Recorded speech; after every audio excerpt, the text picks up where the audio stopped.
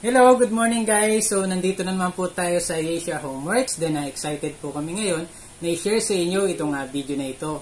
So, ito pong video na ito is requested by Sir Romeo Liwanag ng Waterwood Park Subdivision, Baliwag, Bulacan. So, shout out sa iyo sir and thank you very much po at kami na pagkatiwalaan nyo para mag-repair ng Manileña sopa ninyo. And dito sa video na to guys, ituturo namin sa inyo yung step by step paano ba namin na-restore at na-repair yung Manileña sopa ni Sir, and hope na makatulong po. Especially doon sa mga gustong mag-repair ng ganitong klase ng sopa. So, before we start guys, so please like and share this video. Don't forget to subscribe and pahit na rin po yung notification bell para mas updated ka po sa mga bagong ginagawa natin dito sa Asia Homeworks. And please support also our FB page, Asia Upholstery Shop and Asia Business Hub. So, thank you and see you soon. Bye-bye.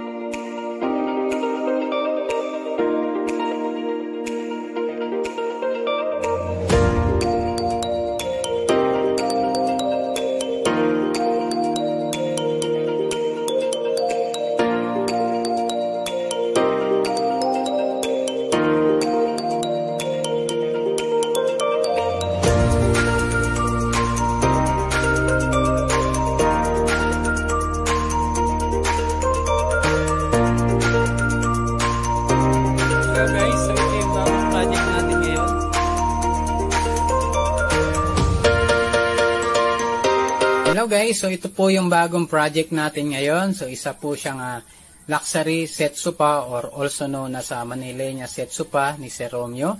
So shout out sa iyo sir and thank you very much po sa tiwala mo sa amin. And then konting review lang tayo guys about dun sa set na sopa ni Sir Romeo. So ayan, obviously talaga nakikita natin na napakaganda ng mga ganitong klase ng sopa even though na kailangan na ng total restoration, no? Then sa mga nagtatanong naman po about do sa price range ng mga ganitong klase ng sopa. So yung price niya guys is nasa 100 to 200,000 pesos. Depende pa po yun sa klase, no? Pero sabi din po sa atin ni Sir Romeo na avail daw po niya yung kanyang Manileña set sopa sa halagang 100,000 pesos. So way back 10 years ago pa yon. So ibig sabihin talagang yung mga ganitong klase ng sopa sobrang rare na talaga niya dahil kaunti na lang din po yung gumagawa dahil sa taas ng materyales at sa mababang demand po nito. And then, check na rin po natin guys yung ipaparepair sa atin ni Sir. So, ipapagawa niya. So, first is yung throw pillows niya. So, yung throw pillows niya guys, yung cover niya is made from tapestry cover, floral. So, ayan. So, isa sa mga napaka mahal at napakagandang tela po, ano. So, ayan, tapestry. And then, pagdating sa cushion, actually guys, inisip ko na double-sided yung cushion na to, no? Pero yan, yung ilalim niya hindi na rin pala covered ng tapestry. So linagyan na po or kinobera na ng Gina o Katrina cover. So kaya naging one-sided na lang siya. Then sa sandalan naman guys, yan. So sa sandalan niya guys, so tapestry floral yung cover din. Then mayroong tahi dito sa gitna. Actually guys, bigyan ko lang kayo ng ideya, no? So hindi po yan pagkakamali ng tumahi or pagkakamali ng gumawa, no? So yan po talaga isa common na nangyayari dahil din po dun sa design na sinusunod dun sa mismong fabric, no? Kasi since dahil floral cover po, tapestry cover, yung width po ng tela talagang maiksi lang kaya kinakailangan na magdugtong. Pero dapat sa ganitong klase ng tapestry talagang masunod talaga, no? Yung mismong design nung nung mismong fabric niya para hindi halatain na may dugtong. So ayan. Kaya natanggalin natin yung cushion guys. And then yung pillows. So i-check naman natin guys yung ilalim ng sopa kung ano po yung status niya. So ayan. So obviously nakikita naman natin, no? Dito pa lang sa top pa lang ng mismong sopa may mga nakikita na tayong damage, no? So ayan, na lumusot na yung pang ilalim.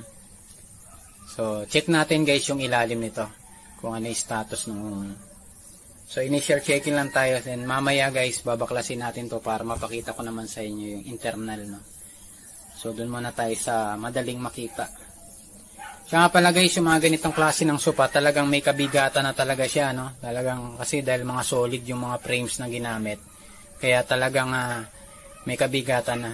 Kaya kung magbubuhat ka talaga ng mga ganitong Manilena set, talagang kailangan ng 2 o 3 tao ang bubuhat nito bawat isa. So ayan. So check natin ilalim guys. So ayan, nakikita naman natin yung ilalim niya. So ayan, sira na talaga. Natanggal na yung pang ilalim na cover. And then yan, butas na talaga, no? So ayan yung foam niya. And then yung sako.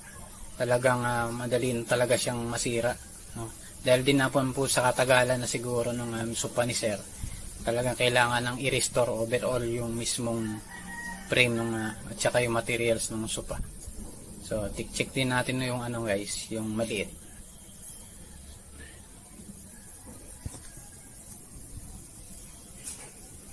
Then check natin yung ilalim. So ayan. So pagdating naman po dun sa ilalim ng maliit na sopa guys, so ayan. Oh ayan, check natin. Yun. So may nakita na tayo agad guys na bali na frame. So yung pinagkakabitan ng nosag. So napaka-importante po ng frame na yan guys. Yung nabali na yan. Yan kasi yung nagsusupport at naghahawak doon sa nosag, no. Para ano siya? Para ayan, talagang sira na talaga at putol na. So kailangan natin itong palitan. Dahil din siguro doon sa frame na ginamit na dapat 2x2 to guys, pero 1x2 lang yung ginamit. Pero okay pa rin naman yung ganyan na 1x2 as long as may lalagay ng maayos yung nosag. Kasi kung bara-barang pako lang talaga, may tendency mabali yung 1x2 na kahoy. Then check naman natin lastly guys itong malaking sopa. So tanggalin muna natin yung cushion. So ayan. Actually guys, may kabigatan yung cushion ni Sir, eh. So I think siguro na hindi solid foam yung ginamit, no. So sa tingin ko ordinary foam yung ginamit kaya matigas. By the way, check pa rin natin yan mamaya. Pero for the meantime, ito munang ilalim ng sopa guys, yung check natin. So ayan. Ayan, may kabigatan talaga yung sopa. And then, yan guys, so nakikita man natin, yan, maluwag na rin yung mga strap niya, and then sira yung sako, then may natanggal na rin na paa. So, yan. So, kailangan na natin talagang iayusin to at linisin, kasi may mga nakita na rin tayo ng mga dumi talaga, no? Alikabok na kumapit dun sa mismong frame niya. And then, yung nosag, I think kailangan na natin to palitan. And then, wala rin tayo nakikita na rubber strap na nakakabit. So, obviously guys, pagdating dun sa internal ng sopa, talagang medyo tinipid, no? Ayan. So, tipid na rin. Kaya, ganun na lang kadaling nasira yung ilalim. Pero, not bad na rin kasi sa 10 years na ginamit na ni Sir, or more than 10 years na ginamit ni Sir, talagang sulit na rin, diba? And then, sa tingin ko naman, yung frame naman ng sopa na to is okay pa at maayos pa. So siguro kailangan lang natin ayusin yung mga kabitan mismo nung pinagpakuan nung nosag and rubber strap, no? Yung strap niya. Kasi wala tayong nakita na nakakabit na rubber strap, eh. Yung green strap lang yung nakakabit. So yun yung kailangan natin i-check din mamaya after natin baklasin. So yan guys, so balik na muna natin. And then, kalasin muna natin to para makita naman natin yung internal ng sopa. Then, mabigyan natin ng ideya si Sir kung ano ba yung nalagay or kinabit na materials doon sa loob ng kanyang Manilena set. So, okay guys, so tapusin natin to and hope na magustuhan ni Sir yung gagawin nating restoration doon sa kanyang Manilena set sopa. So, ayan. So, ayan guys. So, check natin yung loob nito and tara. Let's go!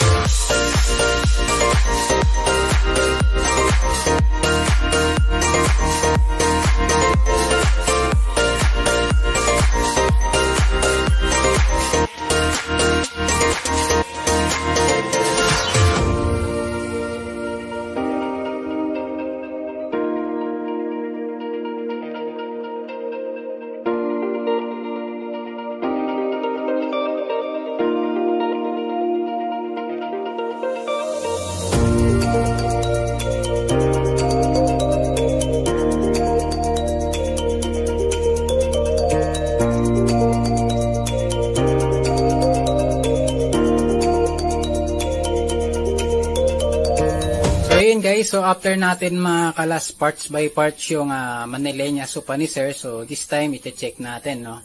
So ito po yung 2-seaters na Manilena set ni sopa ni Sir Romeo. So ayan, nakalas na natin yung mismong frame niya. So ito yung solid wood, no. So ito yung isa sa nagpapabigat ng Manilena eh. Yung solid wood na may ukit. So yan na rin po yung nagbibigay ng magandang design dun sa sopa, no. Then yan, may mga nakita tayong scratches na kailangan ng lihahin, ayusin at i-repaint ng bagong varnish, no. So yan. So ayusin natin yan. And then pakita ko naman po sa inyo yung paa guys. So ito yung paa dun sa gawing likod guys. So ayan. So may mga nakita tayong damage, no, pero hindi naman nakaka-affect mismo dun sa tibay ng paa. So may mga konting sira lang siya na ma-repair naman, and then maiayos pa natin. And then kailangan lang talagang lihahin at i-repaint, no, bago ikabit. So yan guys. And then double check lang natin ulit to guys, yung frame na to. Check natin yung likod kung may bali. Baka mamaya may bali siya na kailangan ayusin bukod dun sa scratches niya. So check pa rin natin para makasigurado. Then yan. So I think guys yan, sa nakikita ko naman okay pa naman guys. So wala naman siyang bali or sira talaga na maka-affect doon sa pagkinabit na natin. So sa tingin ko dahil sa kapal na rin mismo ng kahoy, no. And then so ito yung cushion, so i-check din natin pagdating sa fabric niya. So ayan. So luma na talaga at kailangan palitan na. At may kadumihan na rin, no. Medyo may konting dumi-dumi na rin tayo nakita. Then ito guys, so kanina ko pa gustong i-check yan. So yan. So instead of solid wood, solid foam yung ginamit, yan rebonded. Kaya pala mabigat. Then matigas, no, pag inuupuan. So ayan, rebonded foam yung nakalagay. Then check natin yung isa, baka isa lang yung rebonded. Pero no doubt ako na yung isa hindi magiging rebonded. So ayan, rebonded pa rin. So obviously talaga lahat ng cushion niya made from rebonded foam. So dapat baligtad eh. Yung soft foam dapat yung makapal, and then yung rebonded dapat yung manipis kung sakaling titipirin. Pero this time rebonded solid. So yan guys, isa rin to sa mga concern ko. Dapat double-sided yung cushion, dapat baliktaran. So para if ever na gusto mong baliktarin, so pwede mong baliktarin. Pero this time kasi dahil Gina cover na kinabit, so kaya naging one-sided na lang siya. And then check natin yung cover. So yan, Gina cover yung nakalagay dito before dun sa foam. Pero okay din naman kung Gina guys yung kinabit, kasi matibay din naman yung klase ng tela na yan. Pero yun nga, dahil sa kalumaan na rin. Then yung ito naman yung fabric dun sa likod. So iba lang yung design niya guys, pero same ano pa rin naman, tapestry. And then ito yung sa arms, so palitin na rin talaga yung cover. So yan.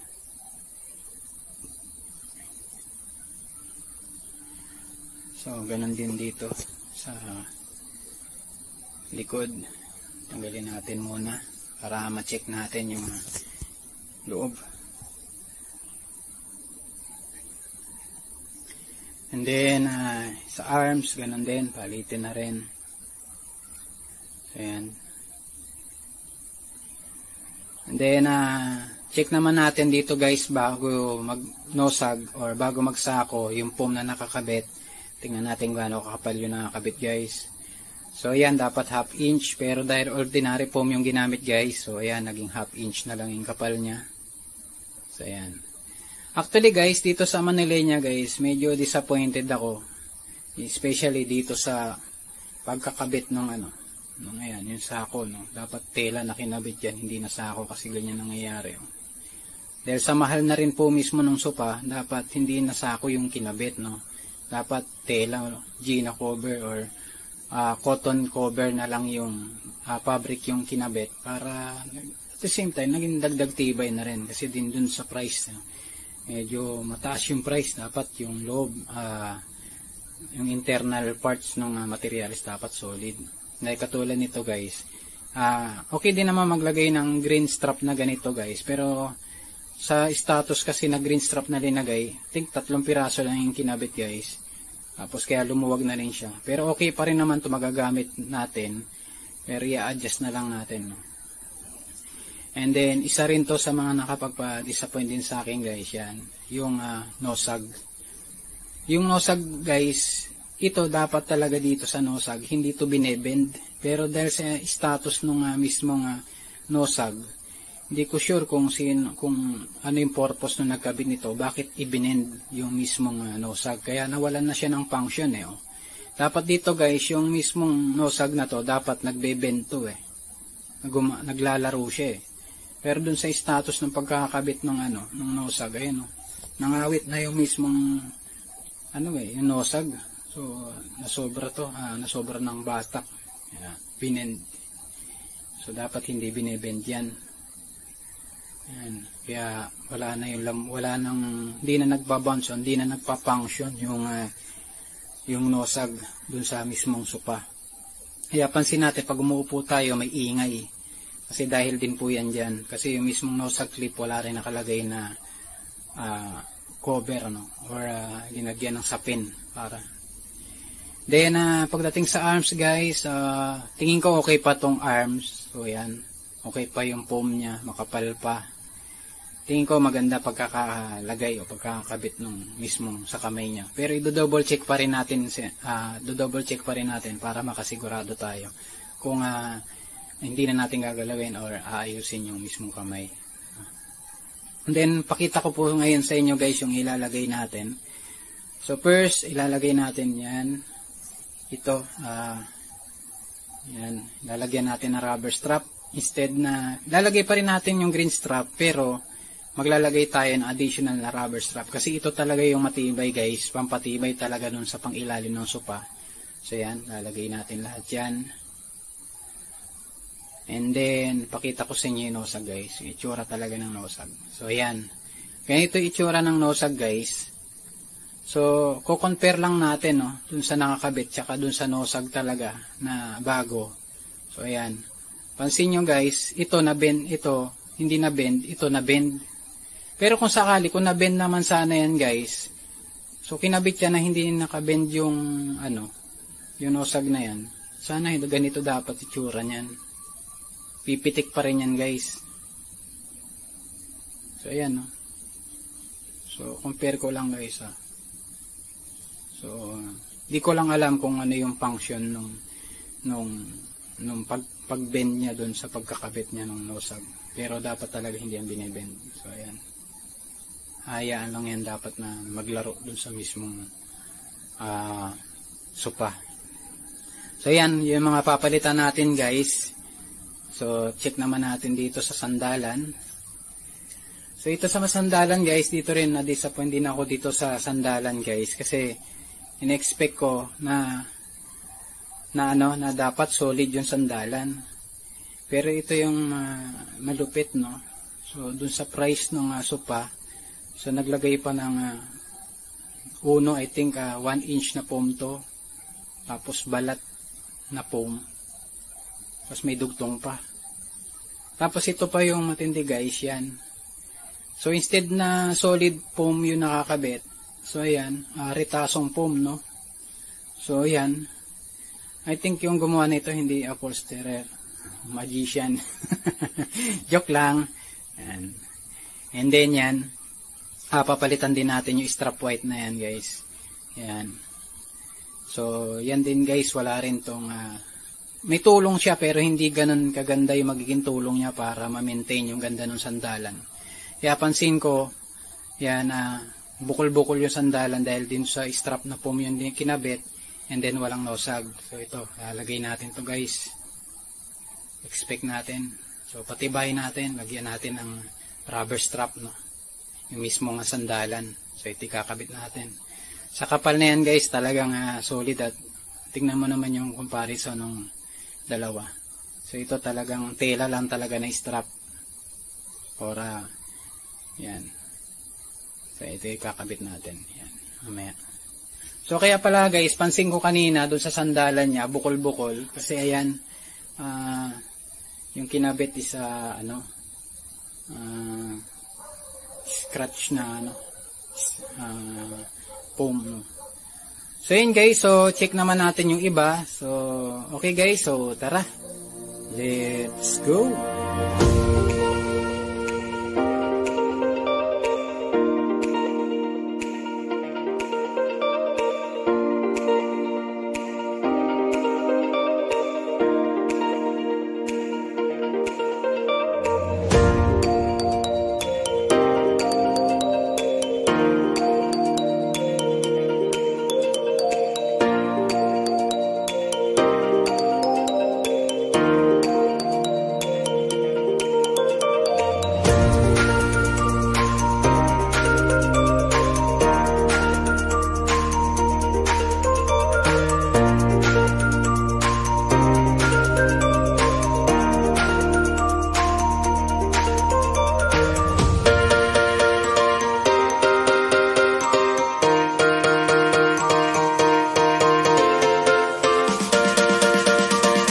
So after ko pong napakita sa inyo yung 2-seaters na Manileña sopa ni Sir, so this time pakita ko naman po sa inyo yung single seaters na upuan ni Sir. So ayan, so nakalas na rin natin parts by parts, and then initial checking ulit tayo dun sa single seaters. So ayan, so first check is yan yung frame nya, so nakalas na rin natin. So same, ganun din po, may mga nakita tayo na kailangan na lihahin at i-barnisan uli ng bago. So yan, mga scratches nya. And then check na din natin yung likod kung okay pa.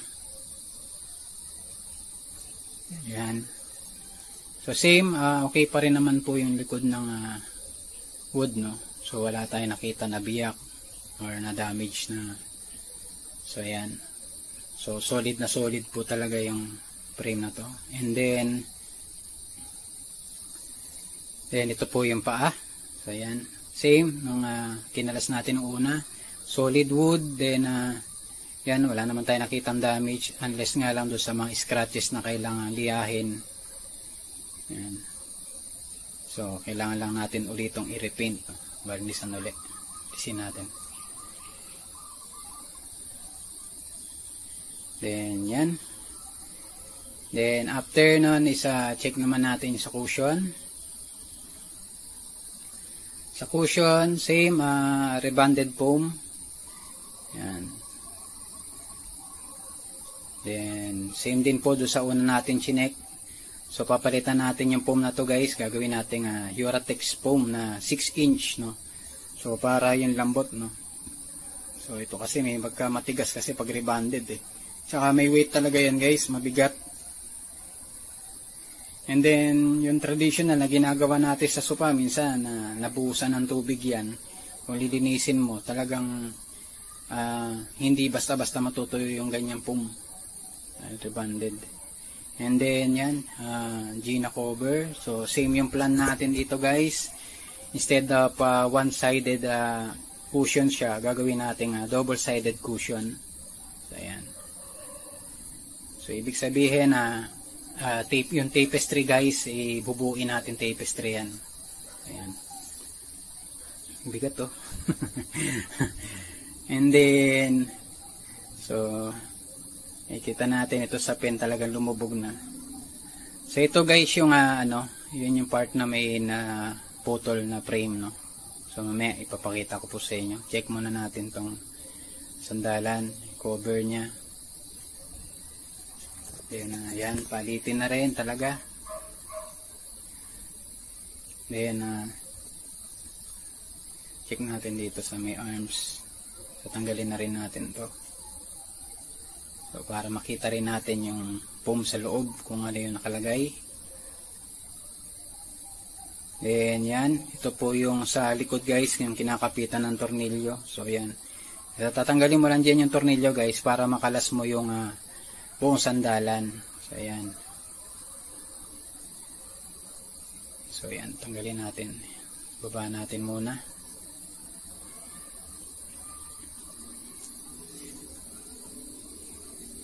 Then same guys, so kailangan na rin natin barnisan din tong ibabaw. So may mga scratches tayo na nakita na malalalim. So ayan, kailangan lihahin o lagyan ng masilya para bumalik uli yung ganda at kinis ng mismong design ng wood, no. So ayan, so kalasin natin to. So ito guys, so kanina may nakita tayong ginawa, so dito panibago uli, magic na naman. So ayan, so di upholsterer yung gumawa, so ayan. Magician, no. So nawawala yung foam ng mga retaso.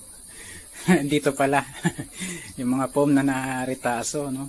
So ayan, dito nakaka-disappoint guys kasi doon sa price nung Manilenya, so bakit maglalagay ng ganitong ritaso, no.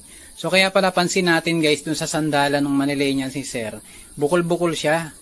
So yun pala, so, nandito pala nakatago yung tinatagong kayamanan. Yung mga retaso. So ayan, talagang grabe, no. May mga retaso tayong na dapat buong foam. So ayan, tanggalin na natin to guys. So solid naman yung front, no, yung mismong nasa bungad, no, ito. Pero yan, solid yan. Pero pagdating doon sa loob yan, doon mo na makikita talaga yung mga nakakatagong lihim. Yung mga nakatagong lihim, ayan, no? So ayan. So ayan yung mga dito nare-reveal natin sa Asia, no. So I don't think naman na nagtipid, no, kasi din dun sa price nung mismong sopa. Pero dapat, syempre dapat solid foam na rin yung ginamit para hindi ganyan na bukol-bukol. So tanggalin natin to guys para makita rin natin yung loob. So yan, kalasin natin. So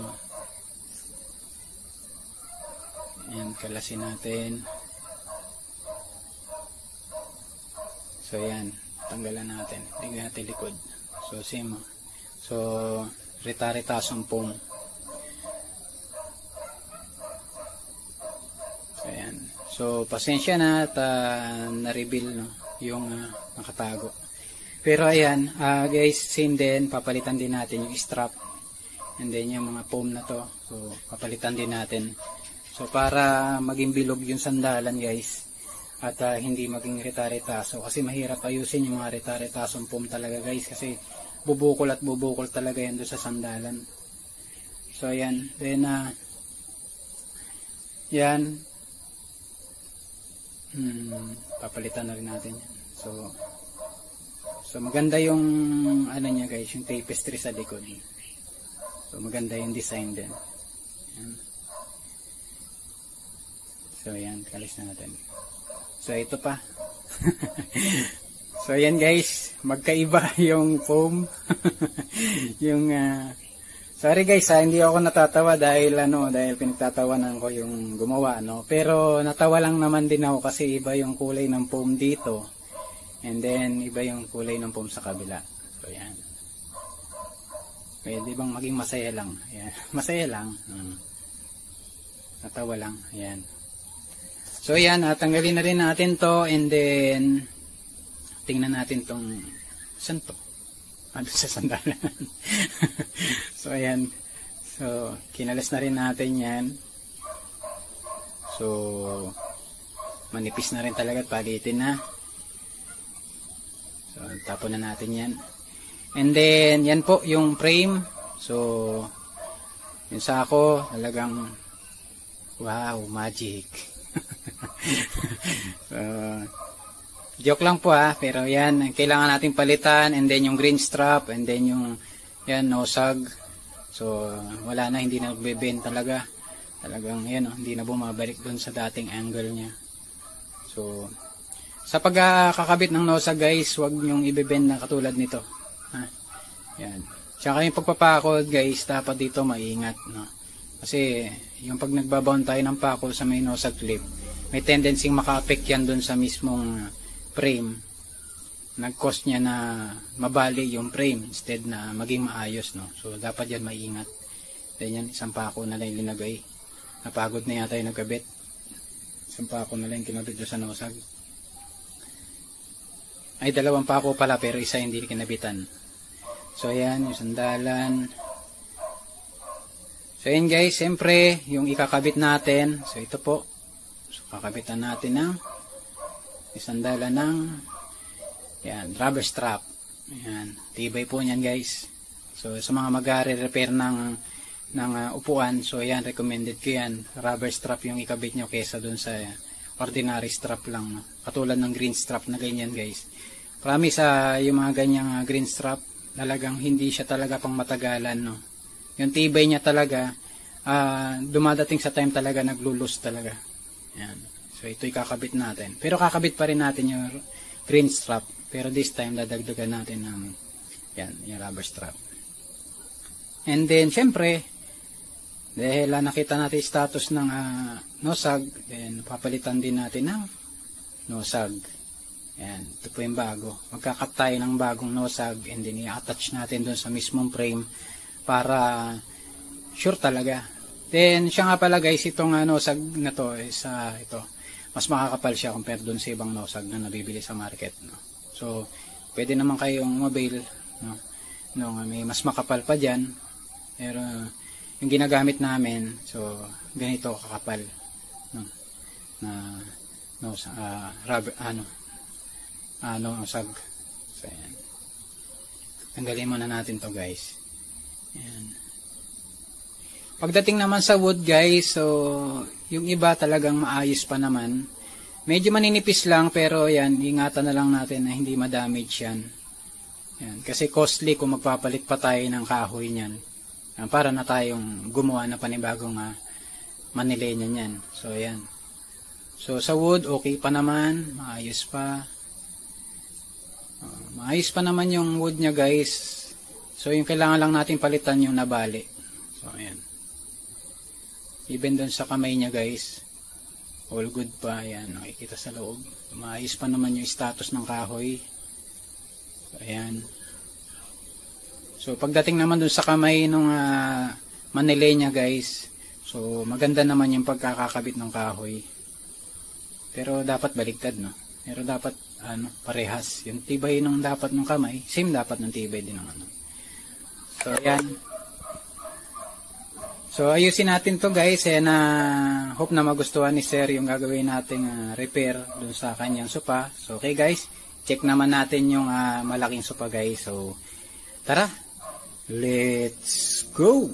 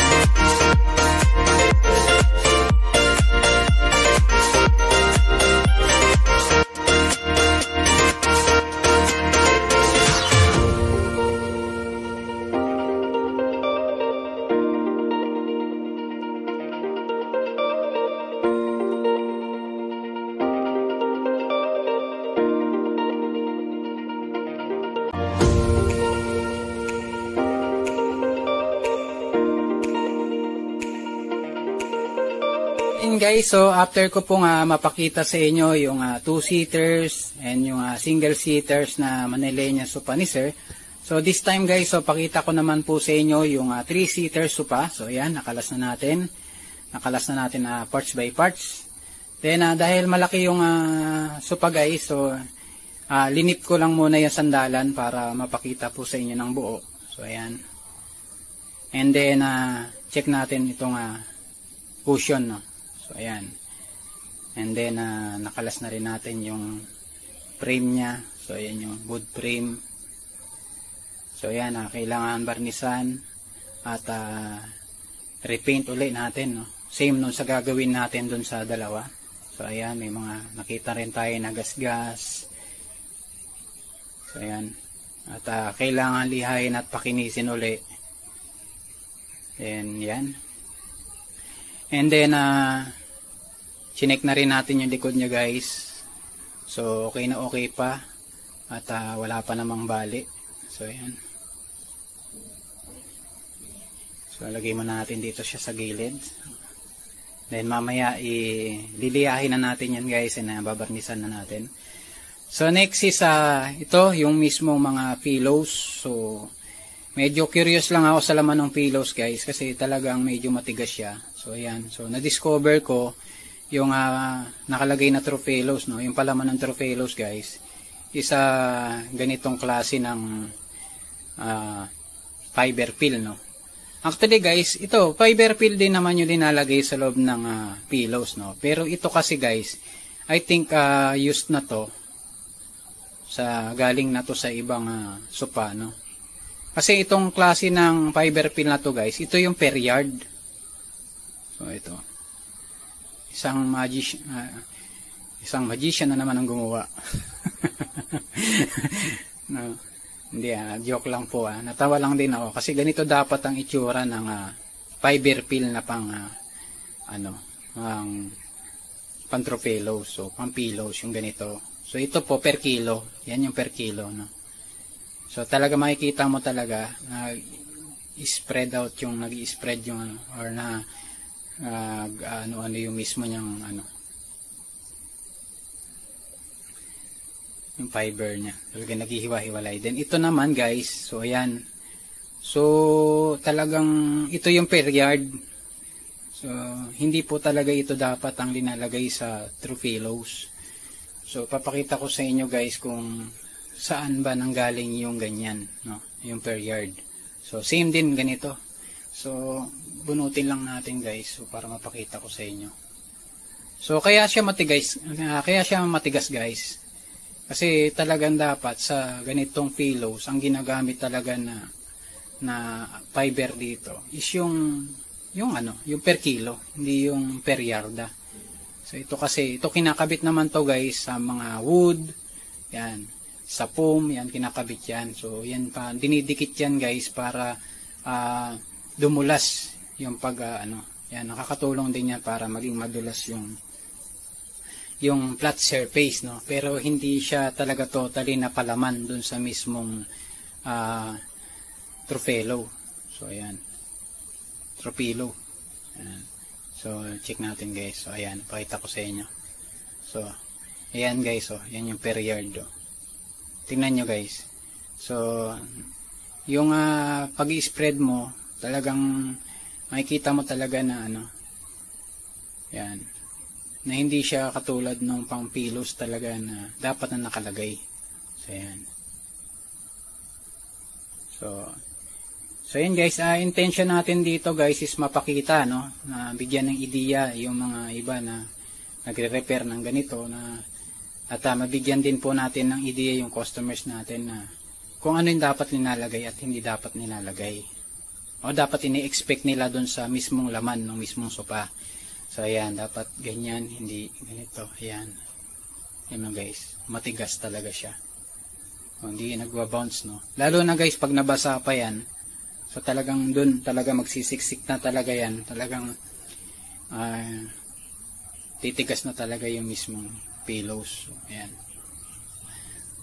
So may nakita ako dito na per yard mamaya guys. So pakita ko sa iyo. Nakita ko po ito dito sa may cushion. So ito. So, bago yon, pakita ko muna rin sa inyo yung yung paa. So, yung paa ng sopa guys, so ito yung natanggal, inabot sa atin ni sir nung napunta tayo. So, ito yung natanggal. So, kaya natanggal dahil dapat ganyan na may tornilyo, Yan, dapat naka-tex screw dyan. So, yan, dapat nakakabit na ganyan yan. So, dahil natanggal na siya, so ilalagyan na lang uli natin ng bago. So, same, ganun din, liliyahin natin at babarnisan ng bago. So, dito ko nakita yun guys, yung per yard. So, dito talaga linalagay. So, pakita ko po sa inyo. So, ayan po yung per yard na, ayan, ito yan. So, yan po yung fiber fill na per yard. Na, common na nakikita ka po sa ganyan, sa cushion, nilalagay. So, nakakatulong din po yan sa pagsi-circulate ng air dun sa loob ng ng mismong upuan. Ng cushion. Pero dito po, this time, nakita ko po siya sa loob ng pillow, So, through pillow, na dapat na hindi po dapat nilalagay yan dyan. Ayan. Ito po yan, Diba? Then, ganun din, same din, nakalagay is rebanded foam dun sa cushion. And then, ang plan natin dyan, guys, is, sabi rin ni sir, gusto niyang isolid na. So, isosolid na natin na Uratex foam yan, guys. Ayan, naalisin na rin natin tong foam na yan. Ayan, tingnan mo guys, matigas siya, makunat upuan, and then mabigat. Ayan, isa rin sa yan. So, mabigat siya. And then, matigas. Same, check din natin to. Ganon din, same din.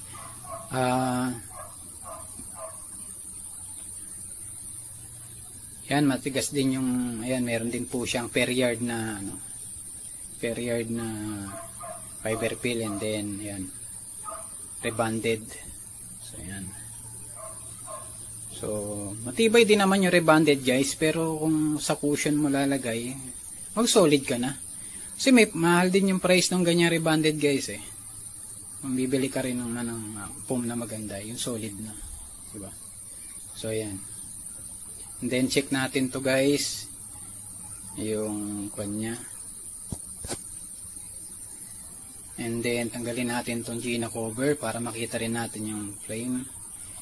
Doon naman sa frame guys, pagdating naman sa wood, okay pa naman yung wood niya. So matibay pa. Tatanggalin na muna natin to para mapakita ko sa inyo. Then dito guys, so yan. So, same, ganun din po yung foam na nakalagay. Yan, nakapatong po yung Dimedya na foam. So, yung ordinary foam na Dimedya. Ayan. And then, ito yung sako. So, yan, talagang madali na talagang masira. Ayan. Yan guys, nagiging dumi na lang yan sa bahay. Lalo na nawala na yung pangilalim guys. So, yan, kada araw-araw, padang may umuupo dyan, may natatanggal na mga piraso, chips na sako. Yun, dumudumi, nakakapagpadumi din sa bahay. So, yan. And then, yung green strap, yun, kailangan na rin talagang hilahin, i-adjust, Yan, para magamit pa uli. Sayang din naman to guys, kung tatapon natin yan. So, dahil ito magagamit pa talaga dito yan sa foam, sa mismo sopa, pampatibay pa rin naman yan. And then ito yung sa clip, wala nakalagay na na tela man lang or rubber para hindi maging maingay yung So ayan, talaga maingay talaga siya pag inuupuan kasi dahil walang nakalagay na sa pinatela. So dapat linagyan man lang sa pinatela yung sa clip so para hindi maging maingay. And then yan, same din po.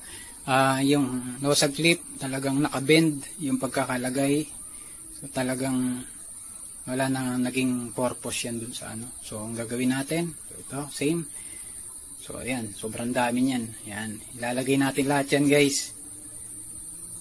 So ayan yung rubber strap na yan, dahil malaking sopa yan guys, so madami-daming ubusin na rubber strap yan. So I think nasa 8 bundle o 10 bundle yung ubusin natin dyan para sa sopa. Ayan. So ayan guys. So more than 10 bundles yung mailalagay natin. And then, ito po, ilalagay ulit natin na nosag. So, ayan. So, bagong nosag, papalitan natin. So, ayan. Lalagay natin yan dito. So, tanggalin ko muna to guys, kasi lilinisin nga pala natin yan. Ayan. So, yan. Then, check natin yung wood. Yung wood frame niya kung okay pa, ano yung status ng wood. Sa wood guys, okay pa. So kailangan lang natin ayusin. And then i-check pa rin natin yung i-check pa rin naman natin guys kung may kailangan palitan na frame diyan para ma-sure talaga natin yung tibay. Ganyan, dadagdagan natin yung pako. Grabe naman isang pako na lang, di pa pinako. Nagbawas pa ng pako. So, ayan. So, ang laki ng pagkakaiba ng nakabend, no? Isang pako na lang, di pa pinako. Joke lang po, pero based in experience dapat. Kung may bibigay mo na yun the best mo para mapaganda yung sopa, why not, di ba? Ang konti lang naman yung difference. Siyempre, ibigay mo na yung tibay sa customers. Then, yan. So, yan talaga guys, ganito talaga ang nosag eh. Ganyan. Talagang pumipitik talaga siya kapag pagka binebend mo. Pero dito kasi, hindi na halos gumagalaw yung mga nosag. Kahit natanggalin mo siya, kahit i-move mo. And then yan, 1/4 na kahoy. So yan, gumawa na yung pako dun. So dito, ayusin na natin yan guys. Tatagdagan natin ng Pero magiging maingat tayo guys kasi meron na siyang dating pako, no? So, kailangan iiwas natin dun yung pagpapakuha ng sa clip. Then, pagdating din sa wood, then same, ganun din. Sa wood naman guys, matibay pa naman. Maayos pa. Medyo maliliit lang yung nakalagay na kahoy guys, pero okay naman, maayos naman yung pagkakapako. Then, check natin yung kamay. Then sa kamay naman nung sopa, okay naman to. Okay pa naman I think kasi talagang floated pa yung foam. So yan, may dugtong. Pero okay naman yan kasi kamay naman. Then yung foam. Then maayos pa naman yung mga kamay niya. So dadagdagan na lang natin din yan ng foam, no? Na Uratex foam. Para mas lalong lumaki siya. Check natin kabila. So, yan guys. And then, yan. So,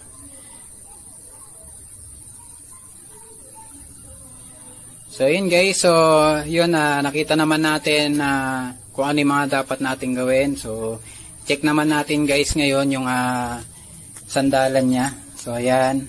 So, pagdating naman sa sandalan niya guys. So, ayan. Tingin ko naman guys, sa sandalan, kung nakakita tayo ng magic kanina doon sa maliit na upuan at doon sa malaking upuan, so this time dito sa 3-seaters ni sir, so in-expect din natin, no, na possible na ganun uli yung mangyari, na mayroon pa rin uling magic na nasa loob. So check natin. So ayan. So yun na. So may mga retaso na naman tayo nakita guys. So check natin. Kaya pala guys, nung una pa lang natin nakita yung sopa ni sir, may bukol-bukol, no? So hindi na maayos yung pagkakabit ng sandalan. So sa una talaga hindi mo mapapansin lalo na kung hindi naman ikaw yung gumagawa ng sopa. Hindi mo basta mapapansin na may kakaiba dun sa sandalan.